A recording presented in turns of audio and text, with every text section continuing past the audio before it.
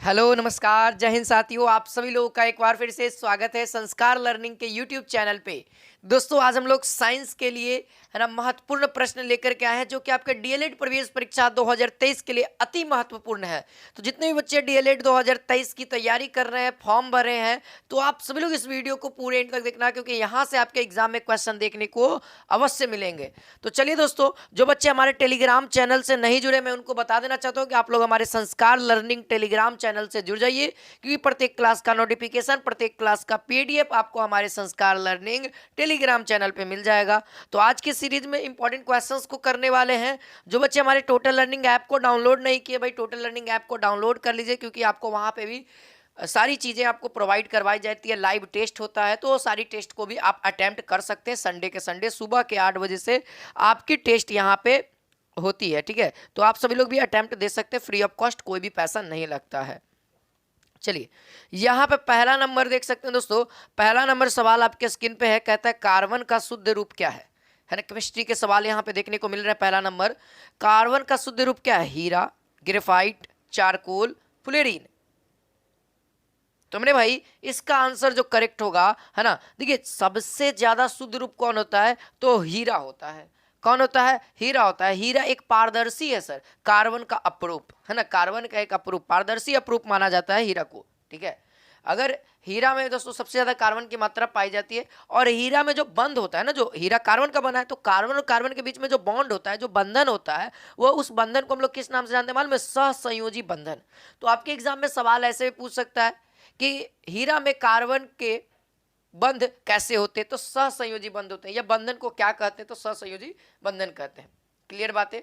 और कभी कभी ये भी सवाल पूछेगा कि हीरे की संरचना कैसी होती है, हीरे का स्ट्रक्चर कैसा होता है सर, ये भी सवाल पूछा जाता है। तो हीरा का स्ट्रक्चर कैसा होता है दोस्तों? चतुष्फलकीय। कैसा होता है? चतुष्फलकीय होता है, ठीक है, ध्यान रहेगा। कैसा होता है? तो चतुष्फलकीय होता है।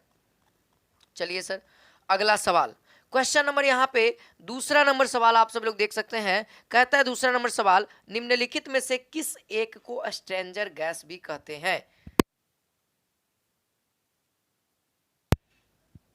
किस एक गैस को स्ट्रेंजर गैस कहते हैं?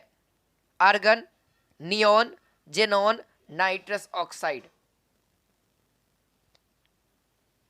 तो देखिए दोस्तों इसका आंसर बहुत ही सरल है और इसका आंसर क्या हो जाएगा? जेनॉन हो जाएगा। जेनॉन को हम लोग दोस्तों XE से डिनोट करते हैं। इसकी परमाणु संरचना, अगर परमाणु संख्या की बात करेंगे तो 54 होता है। अब देखिए इसको स्ट्रेंजर गैस कहा जाता है क्यों? सबसे पहले तो ये नोबेल गैस है ना, ये नोबेल गैस है, ठीक है। नोबेल गैस के होने के साथ साथ, ठीक है, मालूम है इसमें रंगहीन होता है, भारहीन होता है, ठीक है, और गंधहीन होता है। क्लियर बात है। इसीलिए, और इसका यूज मालूम है, जेनॉन का जो यूज होता है वह कहाँ कहाँ होता है? दो जगह मेनली रूप से करते हैं। फ्लैश लैंप में, एक कोनीय लैंप में, जो गोला होता है ना कोनीय लैंप, उसमें किया जाता है, और इसीलिए इसको स्ट्रेंजर गैस भी कहते हैं। क्लियर बात है। ये सारी बातें याद रखिएगा क्योंकि पीरियोडिक टेबल से आपके एग्जाम में केमिस्ट्री से ज्यादातर सवाल आते हैं। क्वेश्चन नंबर 3 यहाँ पे कहता है, रबर के वर्गीकरण के लिए, रबर का वल्लीकरण, ठीक है, रबर का यहाँ पे क्या है? वलकनीकरण है ना, वलकनीकरण का प्रयोग होता है, ठीक है। यहाँ पे सुधार लेंगे, रबर के व्यापारिक वलकनीकरण का प्रयोग किसका होता है? तो ध्यान रखिएगा दोस्तों, गंधक का होता है। किसका प्रयोग किया जाता है भाई? गंधक का इस्तेमाल किया जाता है सबसे ज्यादा मात्रा में। क्लियर बातें। अगला सवाल है, क्वेश्चन नंबर 4 कहता है, निम्नलिखित में से कौन सा एक सबसे अधिक मृदु है? मृदु मतलब समझिए कि काटा जा सकता है, सॉफ्ट है, सॉफ्ट है।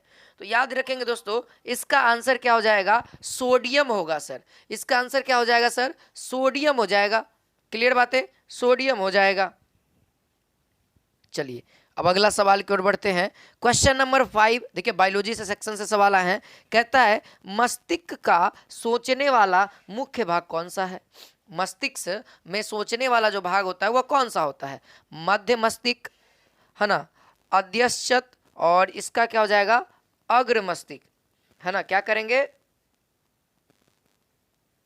अग्र मस्तिष्क करेंगे, ठीक है। क्लियर बातें लिख लीजिए, अग्र मस्तिष्क।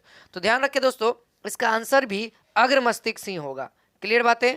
इसका आंसर भी क्या होगा मेरे भाई? वह होगा अग्र मस्तिष्क, आगे वाला। और यह दिमाग का सबसे बड़ा हिस्सा होता है अग्र मस्तिष्क, ठीक है।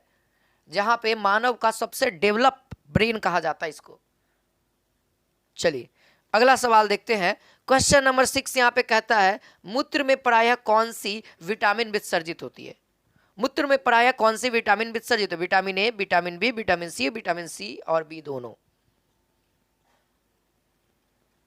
तो देखिए दोस्तों, इसका आंसर जो करेक्ट हो जाएगा, जो विटामिन पानी में घुल जाता है वह विटामिन पानी के साथ बाहर आ जाता है। तो याद रखिएगा, बी और सी ऐसे विटामिन है जो जल में घुलनशील है और यह है ना मूत्र के साथ बाहर निकल जाते हैं। बी का अगर मैं रासायनिक नाम पूछूं तो याद रखना है आपको एस्कॉर्बिक अम्ल। विटामिन सी का अगर मैं नाम पूछूं तो फोलिक अम्ल। ठीक है, अगला सवाल क्वेश्चन नंबर 7, निम्नलिखित में से किस एक रोग का कारण विषाणु है? निम्नलिखित में से किस एक रोग का कारण विषाणु है? यक्ष्मा, टाइफाइड, इन्फ्लुएंजा, डिप्थीरिया। तो आप सभी को पता होना चाहिए दोस्तों, विषाणु मतलब वायरस की बात की जा रही है। जैसे कोरोना वायरस हुआ ना, तो वायरस से जितने भी बीमारियां होती है वो सारी बीमारियां फैलती है। तो इन चारों ऑप्शन में से आपको एक बीमारी ऐसा दिख रहा होगा कि जो बहुत ज्यादा तेजी मात्रा में फैलता है सर, यानी फ्लू, जिसका शॉर्ट नेम हम लोग फ्लू के नाम से हर कोई विद्यार्थी जानता है। ठीक है, तो फ्लुएंजा एक ऐसा बीमारी है दोस्तों जो वायरस के कारण होता है। किसके कारण होता है? वायरस के कारण होता है। और ये जो वायरस के कारण होता है ना, वायरस में एक बहुत ही प्रकार की खूबी है, लक्षण एक बहुत अच्छा, ये कि वायरस जब हमारे शरीर से बाहर होगा तो वह कुछ दिनों तक बाहर जीवित रहता है और वो निर्जीव के भांति रहता है सर। उसको कितनों भी कुछ भी करो वो मरता नहीं, क्योंकि निर्जीव वस्तुएं मरती नहीं है। और उसको जैसे बाय प्रोडक्ट उसको मतलब कि कुछ खाने पीने का या फिर उसको फैलने का, उसको जीवित रहने का कोई ऐसा इलाका मिल जाए तो वह निर्जीव से ऑटोमेटिक सजीव में कन्वर्ट हो जाता है। तो विषाणु के अंदर लक्षण है निर्जीव और सजीव दोनों का। ठीक है, अगर इन्फ्लुएंजा की अगर बात करें लक्षण के बारे में, तो लक्षण इसका बहुत अच्छा खासा है दोस्तों। सिर में दर्द रहेगा, है ना, नाक से जुकाम होगा, यानी जुकाम आएगा। फ्लू है सर, नाक दिया तो बहना हो ही होगा। मांसपेशिया में दर्द होगा, जो मांस होता है ना हम लोग का, उसमें दर्द रहेगा। और तीसरा कि आपका शरीर का टेम्परेचर सबसे अधिक रहेगा। शरीर का टेम्परेचर जो होता है ना, बुखार जिसको हम लोग कहते हैं, फीवर, वो ज्यादा होगा। क्लियर बातें? अगली सवाल की ओर बढ़ते हैं। क्वेश्चन नंबर यहाँ पे 8 कहता है कि निम्नलिखित में से किस एक जंतु में त्वचा एक श्वसन अंग है? निम्नलिखित में से किस एक जंतु में त्वचा एक श्वसन अंग है? कॉकरोच, मेढक, शार्क, व्हेल। तो ध्यान रहे दोस्तों, मेढक जो ऐसा जंतु है जो कि त्वचा से सांस लेता है, त्वचा उसका श्वसन अंग है। अगला सवाल, कमरे के ताप पर कौन सी धातु द्रव अवस्था में होती है? कौन सी धातु द्रव है? टीन, ब्रोमीन, पारा, बोरॉन। तो हर एक विद्यार्थी को पता है सर, धातु पूछा जा रहा है, धातु हमारा पारा हो जाएगा। अगर अधातु पूछता तो हमारा ब्रोमीन हो जाता। अगर हम बात करें अधातु की तो अधातु क्या हो जाता? ब्रोमीन हो जाता। क्लियर बातें, है ना, जिसको हम लोग Br कहते हैं, ब्रोमीन हो जाएगा। पारा Hg, देखिए इसको Hg कहते हैं सर, इसको मरकरी के नाम से भी जाना जाता है। याद रखिए, कभी कभी आपके ऑप्शन में पारा ना मरकरी देगा, मरकरी भी हो जाएगा। ठीक है, टीन, है ना, टीन हो जाएगा। यहाँ पे Sn इसका होता है। देखिए आपके एग्जाम में सूत्र भी पूछा जाता है दोस्तों, खाने के सोडे का रासायनिक सूत्र क्या है? तो जिसको जिसको याद है वो बता देगा आंसर। खाने के सोडे का रासायनिक सूत्र सोडियम बाइकार्बोनेट या फिर सोडियम हाइड्रोजन कार्बोनेट, है ना। सोडियम हाइड्रोजन कार्बोनेट बोलिए चाहे सोडियम बाइकार्बोनेट बोलिए, यानी कि सोडियम हाइड्रोजन कार्बोनेट, देख सकते हैं, सोडियम हाइड्रोजन कार्बोनेट। क्लियर बातें? क्लियर बातें हुई।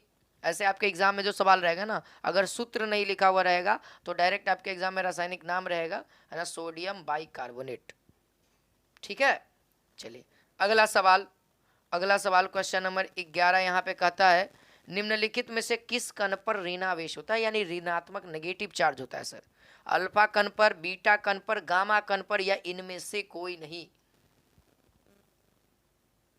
ठीक है, गामा कण न्यूट्रल होता है सर, अल्फा कण पॉजिटिव होता है क्योंकि प्रोटॉन से बना, पॉजिटिव होता है। लेकिन बीटा कण जो है ना दोस्तों, यह नेगेटिव चार्ज होता है क्योंकि यह इलेक्ट्रॉन से मिलकर बना है।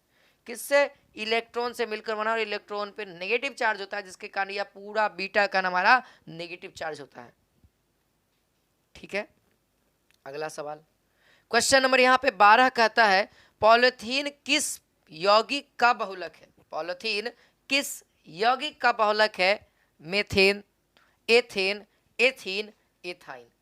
अगर आप इस सवाल को देखते हैं दोस्तों तो आपको आंसर साफ साफ दिख रहा होगा, है ना। देखिए आप लोग पॉलिथीन को उच्चारित करिए, पॉलीथीन। पॉली का मतलब होता है बहुत सारा, इथीन, है ना, इथीन। यहाँ पे ये सारा आंसर हो जाएगा। अगर बहुत सारा एथीन मिलेगा तब जाके बनेगा पॉलीथीन, जिसको हम लोग मार्केट में करते हैं सर पॉलीथीन प्लास्टिक, उसी को तो पॉलीथीन कहते हैं। वह जो पॉलीथीन होता है वह एथीन का बना होता है। अगर मैं पॉलीथीन का अगर सूत्र की बात करूं, अगर मैं पॉलीथीन के सूत्र की बात करूं तो आप सब लोग याद रखेंगे CH2 है ना, बॉन्ड देगा, सिंगल बॉन्ड रहेगा, CH2 whole bracket n times होगा। n टाइम्स का मतलब अनलिमिटेड टाइम्स, बहुत बार। क्लियर बातें? अगली सवाल की ओर बढ़ते हैं। क्वेश्चन नंबर यहाँ पे 13 कहता है एक गतिमान आवेशित कण उत्पन्न करता है। एक गतिमान आवेशित कण उत्पन्न करता है, क्या उत्पन्न करता है? केवल चुंबकीय क्षेत्र, केवल विद्युतीय क्षेत्र, चुंबकीय तथा विद्युतीय क्षेत्र दोनों, उपयुक्त में से कोई नहीं। तो मैं आपको आंसर बताऊं दोस्तों, गतिमान जो कण होता है ना, वो जब गति करेगा, आवेश मोशन करेगा, तो विद्युत क्षेत्र उत्पन्न तो करेगा ही करेगा, लेकिन साथ ही साथ गति में होने के कारण वह चुंबकीय क्षेत्र भी उत्पन्न करेगा। क्लियर बातें हुई? अगर आवेश रुका हुआ है तो केवल और केवल वह विद्युतीय क्षेत्र उत्पन्न करेगा। जब आवेश रुका हुआ रहेगा, यानी स्थिर आवेश की अगर मैं बात करूं, ठीक है, यहां पे मैं किस चीज की बात कर रहा हूं? तो स्थिर आवेश की बात कर रहा हूं। ये लीजिए, हो गया। स्थिर आवेश केवल विद्युत क्षेत्र उत्पन्न करेगा, ठीक है। क्या उत्पन्न करेगा? तो विद्युत क्षेत्र, चुंबक क्षेत्र नहीं, विद्युत क्षेत्र। बातें क्लियर रखिए। क्या उत्पन्न करेगा? तो विद्युत क्षेत्र उत्पन्न करेगा, लेकिन जब चलेगा तो दोनों क्षेत्र उत्पन्न करेगा। अगला सवाल, क्वेश्चन नंबर यहाँ पे 14 कहता है आलू का कौन सा भाग खाया जाता है? सर आलू का कौन सा भाग कहता है? ये वनस्पति विज्ञान का सवाल है, यानी बायोलॉजी का, बॉटनी का सवाल ये है, और ये बहुत बार पूछा जाता है सर एग्जाम में, और आपके एग्जाम में भी इस बार आने के चांसेस है। तो आलू का जो भाग है वो हम लोग तना वाला भाग कहते हैं। क्यों सर? क्योंकि बहुत सारे बच्चे जड़ जानते हैं, क्योंकि आलू जड़ में होता है, लेकिन आलू जड़ में नहीं होता, आलू तना में होता है सर। और ये आलू है ना, जो उसका पौष्टिक आहार है सर। जब क्या होता है ना, पेड़ पौधे खाना बनाते हैं, ठीक है, पेड़ पौधे खाना बनाते हैं, जैसे हम लोग खाना बनाते हैं ना, तो खाना हम लोग खा लिए, आवश्यकता से ज़्यादा होता है तो हम लोग क्या करते हैं? दूसरे को दे देते हैं सर। सेम उसी तरीके से पेड़ पौधे क्या होते हैं? प्रकाश संश्लेषण के माध्यम से भोजन बनाते हैं। अब वो भोजन खा लिए, बच जाता है खाना, है ना, तो वो लोग क्या कहते हैं? बाहर निकाल देते हैं, है ना, बाहर निकाल देते हैं। कैसे हम लोग फेंक देते हैं ना डस्टबिन में, उसी तरीके से क्या होता है, वो खाना बाहर निकाल देते हैं, और वही खाना, है ना, उनका खाना फिर हम लोग खाते हैं, जो कि बहुत ही ज़्यादा पौष्टिक होता है। क्योंकि पेड़ पौधे अपने वृद्धि के लिए वो खाना बनाते हैं, तो उनका वृद्धि यानी कि हम लोग का वृद्धि। क्लियर बातें हो रही है ना? ये बातें होती हैं। अगला सवाल, क्वेश्चन नंबर यहाँ पे 15 नंबर सवाल यहाँ पे कहता है कि मानव शरीर में भोजन का पाचन निम्नलिखित में से किस अंग से शुरू होता है?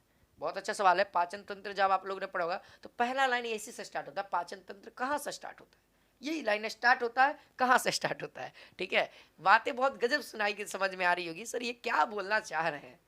देखिए बातें यहाँ पे हो जाएगी कि जब भी पाचन स्टार्ट होगा, खाना जाता कहाँ से? सबसे पहले मैं आपसे सवाल पूछूंगा कि आपके सामने थाली में भोजन रखा हुआ, आप डालिएगा कहाँ?